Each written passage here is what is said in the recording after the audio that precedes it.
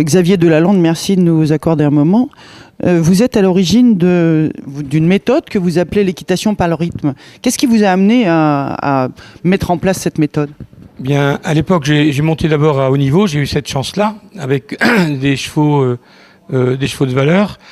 Et ensuite, en devenant enseignant, ma première préoccupation a été de vouloir quantifier le mouvement en avant. En fait, on parlait de mouvement en avant, mais il n'y avait pas d'instrument de mesure pour développer ce mouvement en avant, qui est la clé de l'équilibre, qui est la clé de la direction, etc. Voilà, j'ai d'abord commencé par moi, parce que j'ai expérimenté le rythme. D'abord, j'ai fait sur moi, je montais à l'époque des jeunes chevaux encore, donc je me suis aperçu que ça me redonnait de l'activité dans les temps morts, entre deux obstacles. Au lieu de croire que je réorganisais un cheval, je le dynamisais tout en le contrôlant, et j'ai eu beaucoup de résultats sans faute grâce à ça. Ensuite, j'ai fait des premiers tests sur des stages, et la première surprise que j'ai eue, c'est que pendant un stage de 2 jours, avec des cavaliers très différents, disons qu'il n'y avait aucun abord dangereux, une régularité d'abord de toutes sortes, les chevaux étaient de toutes sortes, des cavaliers de toutes sortes, et personne n'arrivait mal. Alors j'ai cru que c'était un peu le hasard, et j'ai perfectionné encore mon organisation avec un micro portable, avec une sono qui permettait d'agir sur les cavaliers même quand ils étaient loin. Et ça a continué, ça s'est confirmé, voilà. Et donc après, j'ai mis ça en place à Niort quand j'ai eu la chance d'être directeur du club hippique niortais. Et là, j'avais un potentiel de 600 membres de toutes sortes. Et donc, j'ai fait travailler des cavaliers de tout niveau, depuis les débutants adultes, jusqu'au niveau compétition. Et on a gagné énormément. Et on a eu la chance d'avoir le Hunter qui a débuté à ce moment-là et qui a mis en valeur ce travail de tous les jours que l'on effectuait. En quoi cette méthode d'équitation par le rythme peut être utile aux débutants et en quoi peut-elle être utile à un performeur de haut niveau ? J'ai le souvenir de la première sensation que j'ai eue, la première fois que je me suis assis sur un cheval, c'est que le pas d'un cheval, avec ce léger décalage qu'il y a entre antérieur et postérieur, c'est une locomotion qui est assez différente de celle qu'on a en marchant. Et donc, la première chose que je vais faire avec des débutants, c'est de les sensibiliser au rythme du pas de ce cheval. Et la première leçon, c'est leur demander de sortir de ce rythme, de l'accélérer et de conduire. Et déjà, ce sont des sensations de haut niveau. Alors l'avantage de cette méthode, c'est qu'un cavalier qui est dans un rythme, il a le sentiment de sa réussite. Il sait quand il est bien. Et avec le métier, quand il va sauter ou quand il va faire de la compétition, il est informé beaucoup plus tôt qu'un autre. S'il y a une anomalie de locomotion, il en est informé de manière beaucoup plus précoce. Et il a encore le temps de réagir. Alors, est-ce qu'il faut de très nombreuses séances pour sentir le bénéfice de cette méthode ou pas ? Non, c'est très rapide. C'est très rapide.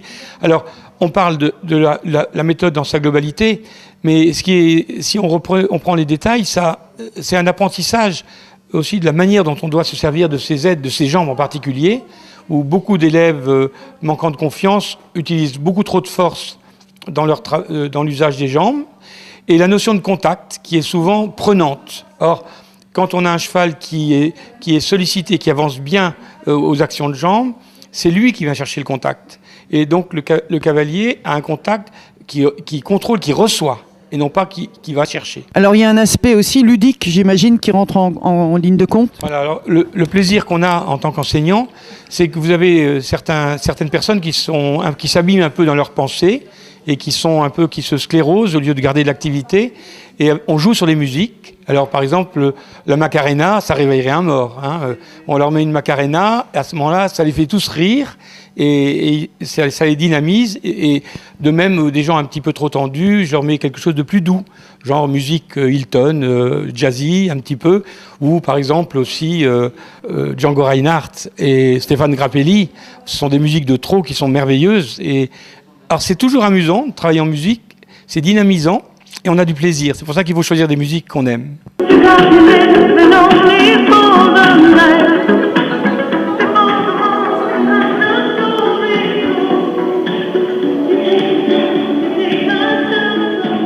Diane Roche, vous intervenez avec Xavier Delalande dans ces formations. Quels sont les exercices que vous proposez ? Les exercices sont déjà la pratique du pas, ensuite du trot et du galop. Les exercices sont toujours donc grâce au rythme de la musique, tantôt avec le métronome, tantôt avec les morceaux de musique. On travaille déjà donc par le biais du pas tout ce qui est ligne et courbe, déplacements latéraux, ensuite au trot, toujours le principe des lignes et des courbes parce que avec les lignes brisées, c'est les 3 cas de figure qu'on a dans le cadre des parcours de saut d'obstacles. Et on reprend la même chose au galop. Donc les exercices sont toujours les exercices de base. On n'a rien inventé à ce niveau-là. Ce qui est important, c'est le principe de garder le rythme, quel que soit le tracé ou l'allure. Et ensuite, vous appliquez ce même principe pédagogique à l'obstacle. Tout à fait. Les premiers exercices qu'on fait à l'obstacle se font au trot. On demande de réaliser quelques sauts au trot pour vérifier la qualité du rythme au trot. Ensuite, on galope. On réalise quelques sauts isolés en ligne, en sortie de courbe, au galop, pour ensuite enchaîner, encore une fois, reflétant les difficultés qu'on a dans le cadre des parcours de CSO. On reprend systématiquement les sorties de courbe, avant une courbe, les lignes et les lignes brisées. Donc l'objectif essentiel de tous ces exercices, que ce soit sur le plat ou à l'obstacle, c'est donc de maintenir le même rythme en permanence, d'être capable de moduler l'amplitude pour obtenir un accord parfait entre le cheval et le cavalier. Vraiment, la recherche, c'est cette harmonie parfaite entre le cavalier et le cheval, qui est si agréable à vivre et qui rend les choses si faciles. Et ça passe forcément par une régularité, dans un rythme de référence qu'on vous aide à trouver, à maintenir, mais aussi faire évoluer l'amplitude pour vous adapter à la situation d'une ligne ou d'un parcours en général. Alors sur un plan tout à fait concret, quels sont les outils dont dispose le cavalier pour mettre en pratique toutes ces stratégies ? Avec la technologie actuelle, ça devient très simple et très facile. Toutes les personnes, ou quasiment toutes maintenant, ont un smartphone. Elles mettent en place des playlists dans lesquelles on y retrouve les rythmes du pas et du galop, qui en général sont aux alentours de 100. Alors, 100 veut dire 100 pas minutes. Et ensuite, vous avez une autre playlist qui va correspondre au trot, dont le rythme est très différent, qui tourne aux alentours des 160. Après, ça varie bien sûr par rapport au fait que ça soit un cheval de dressage ou un cheval de CSO. Voilà, donc on commence tous de la même façon, c'est-à-dire qu'on a tous des listes de musique pour pouvoir monter à titre personnel en musique. Et ensuite, tous les professionnels, les enseignants, une fois qu'ils ont bien pratiqué la méthode à cheval, mettent en place parallèlement cette méthode pour faire évoluer leurs clients. À partir du moment où vous êtes adepte en tant que cavalier de la musique et de son rythme, vous ne pouvez pas faire autrement que d'avoir envie de céder cette passion et cette méthode à tous les cavaliers que vous faites travailler, sachant qu'elle a un intérêt aussi bien pour un cavalier débutant.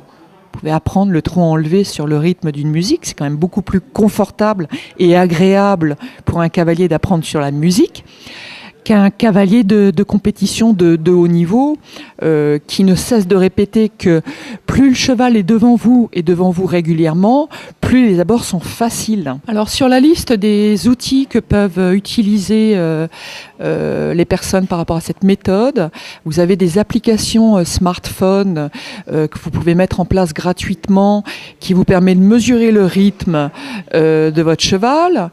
Vous avez des applications qui vous permettent d'enregistrer la musique que vous êtes en train d'écouter et qui vous donnent donc en quelques secondes le nom du musicien et le nom du morceau de musique que vous écoutez.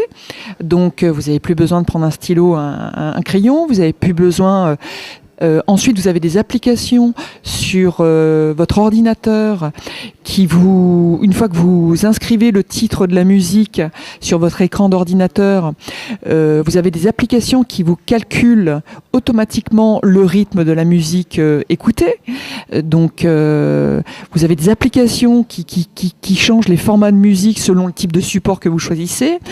Toute la technologie maintenant permet de faire les choses en quelques secondes, sans erreur. Donc c'est quand même un appui technique extraordinaire dont il ne faut pas se priver, d'autant plus que c'est gratuit.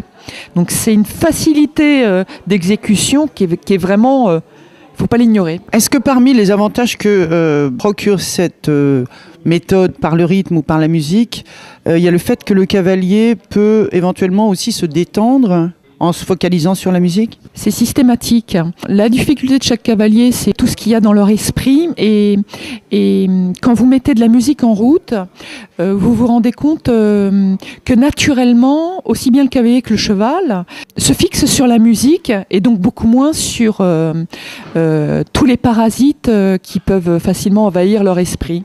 Donc, naturellement, sans aucune réflexion, chacun se fixe sur la même chose, la musique. Et à partir du moment où vous avez le cheval et le cavalier fixés sur le même point, ça devient beaucoup plus facile de les emmener dans le même sens. À partir du moment où on arrive à décontracter l'esprit, on arrive à décontracter le corps et tout devient beaucoup plus facile. Diane Roche, merci beaucoup. On ne manquera pas de suivre vos conseils. Merci. Alors encore une petite question, Xavier Delalande. Est-ce que le cavalier et le cheval sont tous les deux sensibles à la musique? Oui, c'est plus facile quand le cheval entend la musique. C'est nettement plus facile, mais à condition que cette musique soit dans un rythme qui lui correspond. Parce que la musique d'ambiance, elle a un effet, en effet, disons qu'elle occulte les bruits, les nuisances. Et certains chevaux qui sont un peu sur l'oreille, comme sur l'œil, avec un fond sonore, ça peut les calmer un petit peu. Mais moi, je m'en sers comme de l'énergie. La musique que j'utilise, c'est un doping, voilà. Alors on peut rappeler que vous avez déjà consigné tout un tas de conseils et d'observations dans un ouvrage. Oui, c'est un livre qui est édité chez Belin, qui s'appelle L'équitation par le rythme. À l'époque, je ne me servais pas encore de la musique, puisque je n'avais pas d'appareil qui soit autonome et qui me permette de varier le rythme d'une musique. Après, maintenant, vous avez, entre les iPhones, entre MP3, il y a 1000 systèmes que je ne maîtrise pas du tout d'ailleurs. Et si vous voulez, aujourd'hui, la musique... Donc, je trouve que le métronome est parfait pour découvrir un nouveau rythme. Et une fois qu'on l'a découvert, la musique a un effet qui donne un petit peu d'enthousiasme. Et cet enthousiasme, on le retrouve dans les livres de Nuno Oliveira, qui dit il y a le mouvement et après il y a le plus. Le plus, c'est la joie. Et quand on est dans un rythme et qu'on est en phase, c'est un peu ce qu'on éprouve dans la danse aussi. C'est cette espèce d'euphorie. Et c'est très important. Merci beaucoup Xavier Delalande. Donc on ne manquera pas de consulter votre ouvrage et éventuellement, on conseille donc à nos internautes d'assister à vos stages. Merci beaucoup.